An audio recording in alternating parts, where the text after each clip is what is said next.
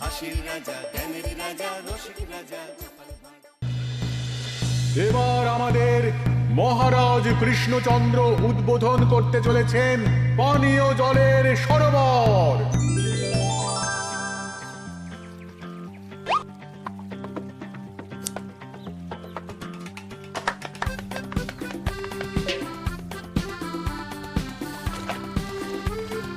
এই নাও রানী, আজ এই জলে রাজবাড়ির রান্না হবে।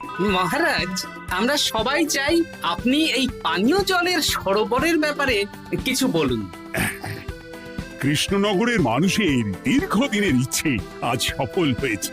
আমাদের রাজসভার সকল সভাসদদের জন্য এতদিন পরে একটা পানীয় জলের সরোবর হয়েছে।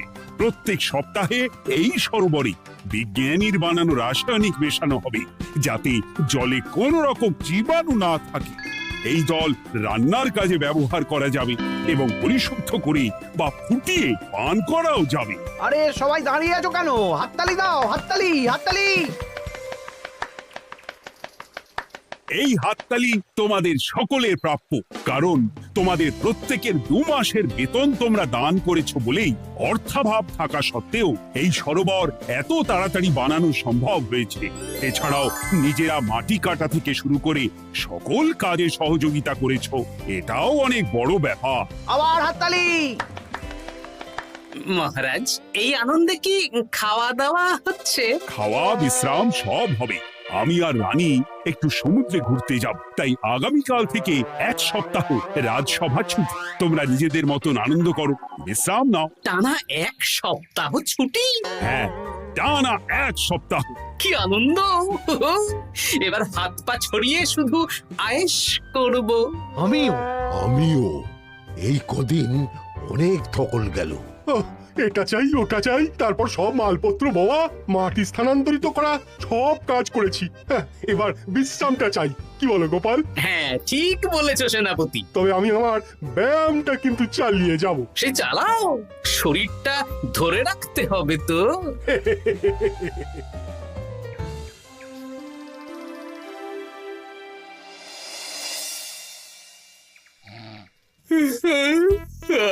বলি এত ঘুম তো ভালো নয় গো, একটু ব্যায়ামও তো করতে পারো, বুড়িটা একটু কম তো। কি হবে গিন্নি, সুস্থ শরীরকে ব্যস্ত করে এই বেশ ভালো আছি, সুখে আছি। একটু শরবত করে দাও তো। নিজেও তো করে নিতে পারো। আচ্ছা, গিন্নি মানে কি? কি? গৃহিণী, অর্থাৎ যে গৃহের কাজ করবে। আমি যদি ঘরের কাজ করতাম তাহলে তুমি আমাকে গিন্নি বলে ডাকতে। ব্যাপারটা কি ভালো শোনা তো? শরবতটা বানাও দেখি। লোকটার যেন আর তর্স হয় না।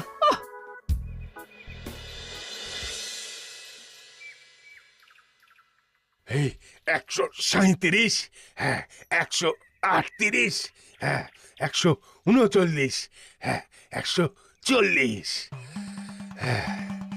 গিন্নি, কোথায় গেলে? কি হলো?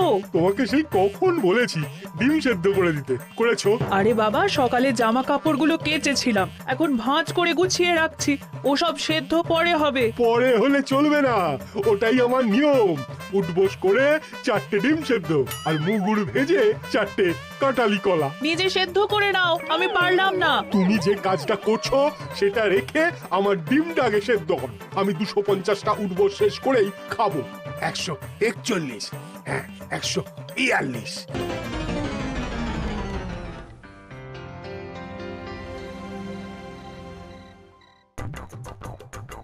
অগিনি, তোমার পিঠে একটু সুড়সুড়ি দিয়ে দাও তো।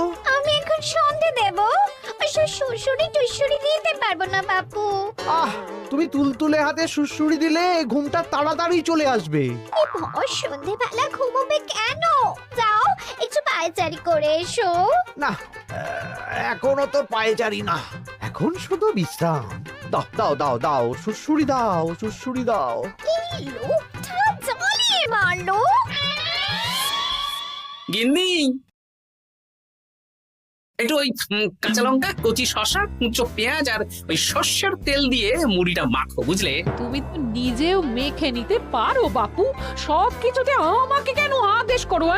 আদেশ না লক্ষ্মী বউ, আমার অনুরোধ। তোমার মতন মুড়ি কি আমি মাখতে পারি? না না না মেখে ফেলো দেখি, মেখে ফেলো, মেখে ফেলো। একটা কাজ নিজের হাতে করবে না। ওহ, কি জ্বালাতন রে বাবা।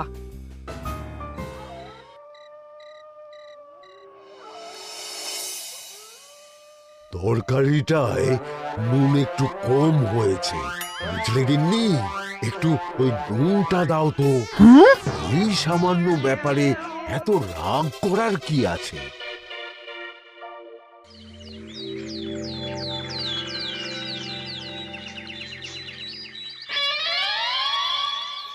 এই একটু জল ভরে নিয়ে যাব, একটু শান্তিতে রান্না করব তার জো নেই। কর্তা বাড়িতে আছে, আমার হাড় মাস জ্বালিয়ে দেবে। আমার দুঃখের কথা আর কি বলি দিদি ভাই, সারা দিন এটা ওটা বায়না তো ছিলই, কিন্তু এখন ছুটি পাওয়ার পর থেকে যেন বায়না বেড়ে গেছে। আমার কর্তা তো এমনিতেই আরাম প্রিয়, এখন দেখছি ঘর থেকে বেরোতেই চাইছেন না। সারাক্ষণ শ্বশুরে দাও, এটা খেতে দাও, হাত পা টিপে দাও। আর যদি না কথা শুনে উল্টে বলি নিজে করে নাও, তাহলেই বাবুর গোসা হয়। যদি অভয় দেন তাহলে ছোট মুখে একটা বড় কথা বলবো। বলো বলো। আপনারা একটা কাজ করতে পারেন, যখনই আপনাদের কর্তারা আপনাদের কিছু একটা কাজ করতে বলবেন, তখনই হুম বলে মুখ ঘুরিয়ে নেবেন, দেখবেন তারপর সেই কাজ নিজেই করে নিচ্ছে। কিন্তু এতে যদি রাগ করে? রাগ করে আর করবেটা কি, সেই তো দিনের শেষে নিজের ঘরে নিজেকেই ফিরতে হবে। বরং আপনাদের এড়িয়ে যাওয়া দেখে ভাববে আপনারা হয়তো রেগে আছেন, তেতে আছেন, সেই ভয়ে নিজেরাই নিজেদের কাজ করে নেবে। ঠিক বলেছ বুচির মা, সোজা আঙুলে ঘি না উঠলে আঙুল বেঁকিয়ে ঘি বের করতে হয়, না হলে ঘিয়ের বোতলে তাপ দিতে হয়। ঠিক বলেছো, তোমার এই বুদ্ধিটা বেশ ভালোই দিয়েছো। আমিও আজকে থেকে এই পদ্ধতিটাই অনুসরণ করব।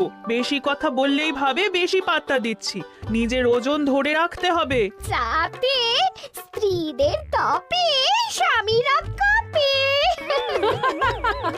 এবার সব কাজ নিজেরাই করবে, আর আমরা শুধু রান্না করে খালাস। করবে মানে করতে বাধ্য হবে।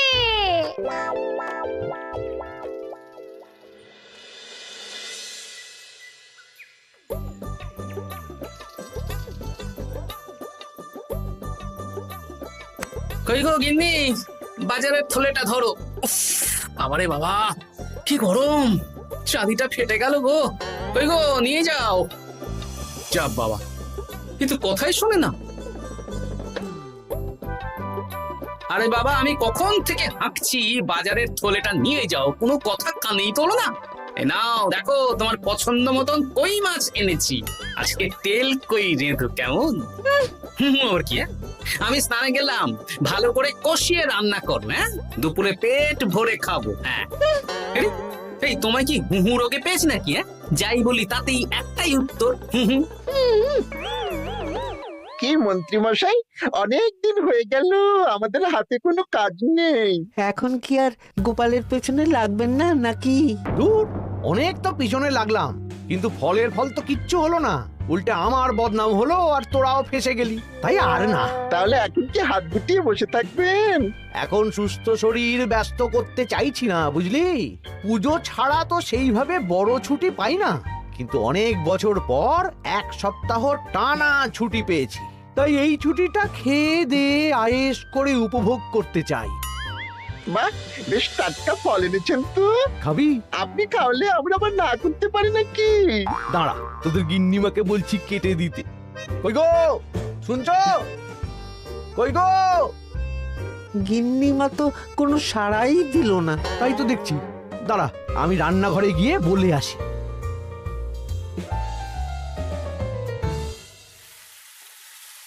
কই গো, শুনছো? বটা ঘটাকে কয়েকটা ফল কেটে দাও না, বেচারাগুলো খেতে চেয়েছে। হুঁ আবার কি, না হয় তরকারিটা হয়ে গেলে কেটে দিও। এ তো মহা মুশকিল। দূর বাবা। কি বললেন গিন্নিমা? হুঁ মানে মানে হুঁ বলে মুখ ঘুরিয়ে নিল। হয়তো উনি ব্যস্ত আছেন, সেটা কোনো ব্যাপার না।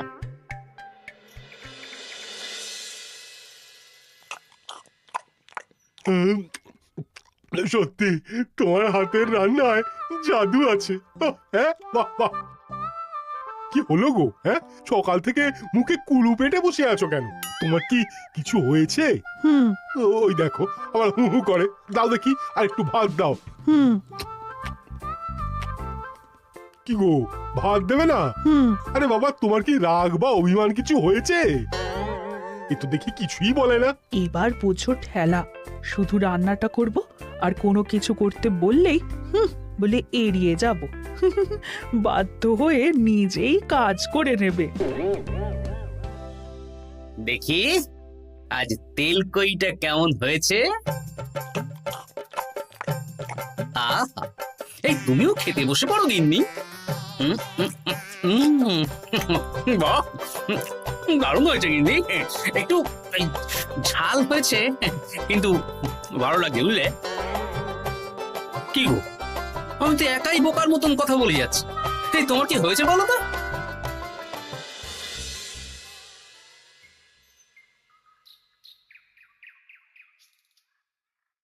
গিন্নি, মুদিখানা থেকে মাসকাবারি সব নিয়ে এসেছি। এবার জায়গার জিনিস জায়গায় ভরে ফেলো তো। কি হলো গো, ভরবে না? কি গো, রাগ করেছো আমার ওপর? নিচে নিচে ভরো ভরো নিচে।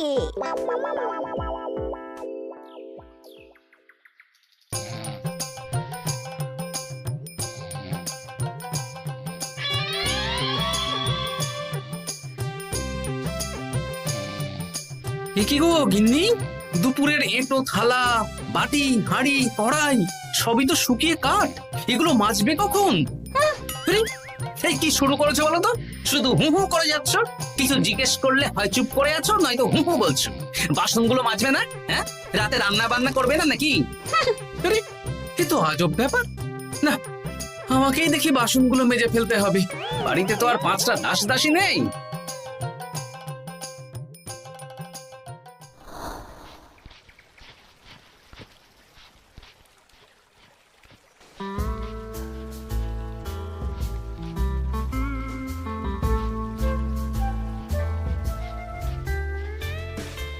এ কি দাদু, তুমি বাসন মাজছো?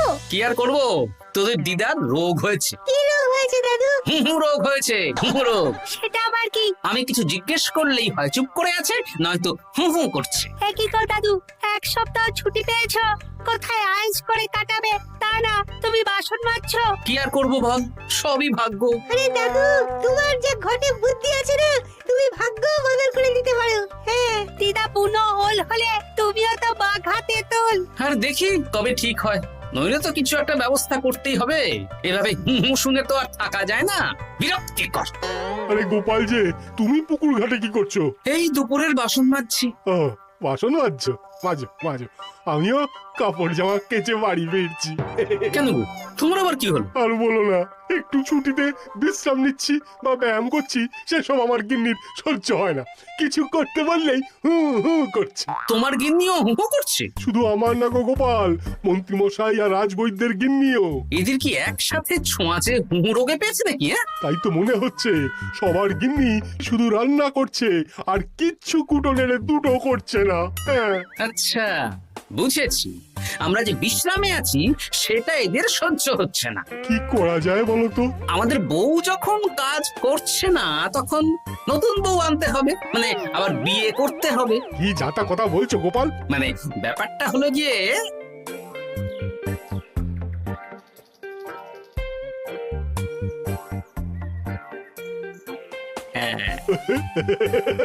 দারুণ বুদ্ধি। তুমি এক কাজ করো, মন্ত্রী মশাই আর রাজবৈদ্যকে এই বুদ্ধির ব্যাপারটা জানিয়ে দাও, আর কাল বিকেল বেলা থেকে আমাদেরও হু হু রোগ শুরু হবে, কেমন? বেশ বেশ।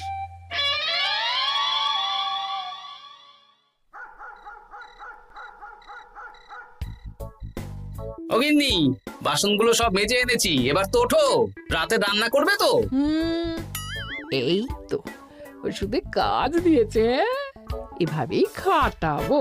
ছুটিতে বাড়ি বসে পায়ের ওপর পা তুলে খাওয়া বের করে দেবো, বের করে দেবো। হ্যাঁ, তুমি মনে মনে কি ভাবছো আমি ঠিক বুঝতে পারছি। সারা বছর খাটাখাটনির পর আমার 1 সপ্তাহ ছুটির সুখ তুমি চোখে দেখতে পারছো না। কাল খেলা ঘুরে যাবে।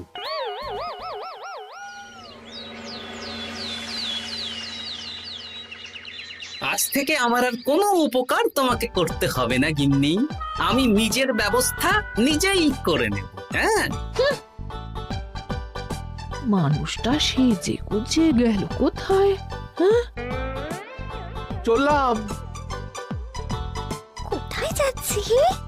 গলায় মালা, এত সাজগোজ, কি ব্যাপার? বাবারে বাবা, আতরের গন্ধে ঘরটা ম ম করছে। এলাম। হুম।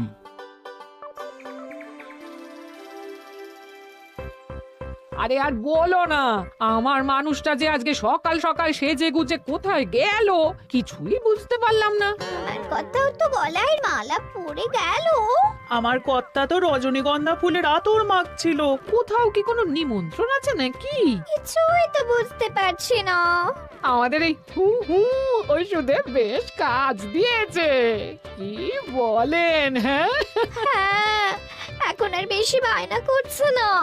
একবার হুক করেছে আর নিজেই সেই কাজ করে নিচ্ছে। আমি শুধু রান্নাটুকু করি, বাকি সব কাজ ওকে দিয়ে করাচ্ছি। কিচ্ছু বলতে হচ্ছে না, বাধ্য হয়ে করছে। আমিও তাই।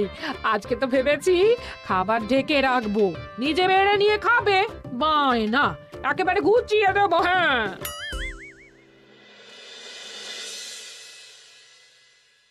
সকাল থেকে সন্ধে হয়ে গেল, বাড়িতে এখনো এলো না।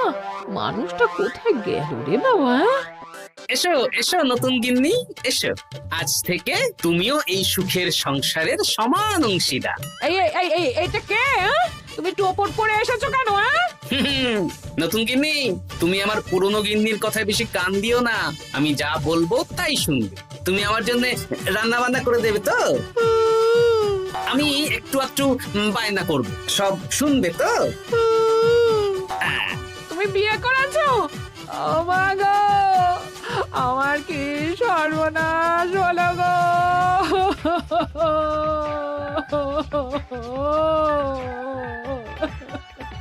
চলো নতুন বউ, মোড়ের মাথায় গরুর গাড়ি দাঁড়িয়ে আছে, চলো চলো চলো। ওগো, তুমি এরকম করো না, আমি আর বাঁচবো না।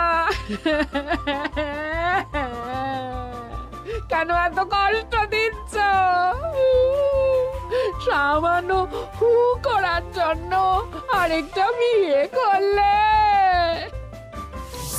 আমাকে পিঠে সুড়সুড়ি দিয়ে দেবে তো গো নতুন বউ?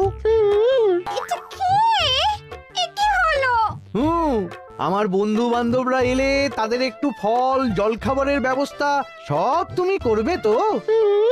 ও মা গো, এ কি সর্বনাশ হলো আমার!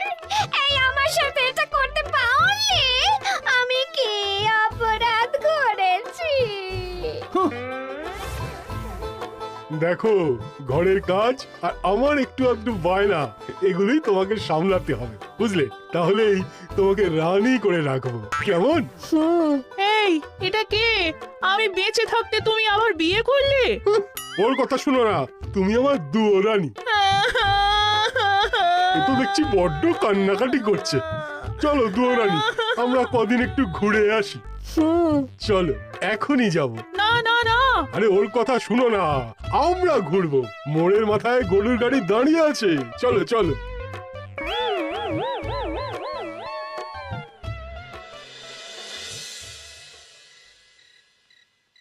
এখন আবার ঘুরতে যাচ্ছ? কি আর করব বলো, আমরা সামান্য এক সপ্তাহ ছুটি পেলাম, ভাবলাম একটু আয়েশ করে থাকবো, কিন্তু তোমাদের সেই সুখ সইল না, তাই।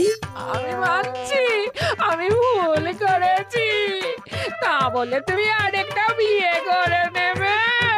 ওকে মালা পরানোর সময় তোমার বুকটা একটু কাঁপলো না?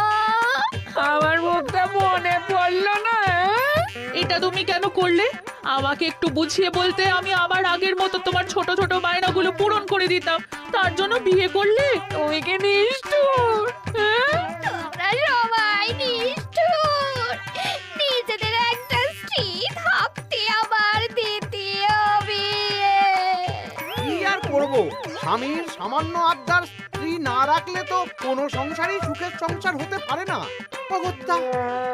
এখন তোমরা যদি কথা দাও যে আগের মতন আমাদের ছোট ছোট বায়নাগুলো সামলাবে, তাহলে নতুন বউকে ওদের বাড়ি পাঠিয়ে দেব, আর আবার আমাদের পুরনো সংসার, সুখের সংসার ফিরে আসবে।